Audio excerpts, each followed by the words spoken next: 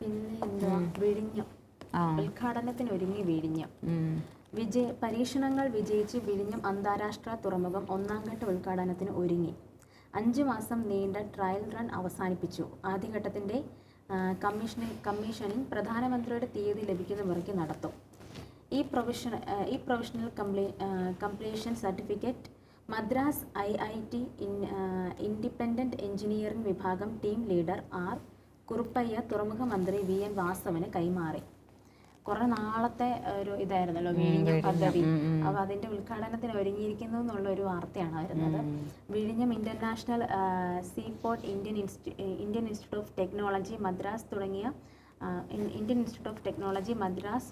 തുടങ്ങിയ ഏജൻസികൾ സംയുക്തമായാണ് കരാർ പ്രകാരമുള്ള എല്ലാ നടപടികളും പൂർത്തീകരിച്ച് വിഴിഞ്ഞത്തെ കൊമേഴ്സ്യൽ ഓപ്പറേഷൻ തുറമുഖമായി പ്രഖ്യാപിച്ചത്.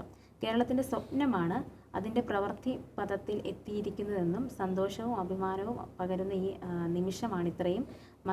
നിമിഷമാണിതെന്നും മന്ത്രി VN വാസവൻ പറഞ്ഞു. 2034 മുതൽ തുറമുഖത്തിന്റെ വരുമാനത്തിൽ നിന്നുള്ള വിഹിതം സംസ്ഥാനത്തിന് ലഭിക്കും. 2034 മുതൽ, അപ്പോൾ ഇനിയും ഒരു 10 വർഷമല്ലേ, 10 വർഷം മുതൽ. അപ്പോൾ കഴിയുമ്പോൾ 2034 മുതൽ തുറമുഖത്തിന്റെ വരുമാനത്തിൽ നിന്നുള്ള വിഹിതം സംസ്ഥാനത്തിന് ലഭിക്കുമെന്നാണ് പറയുന്നത്.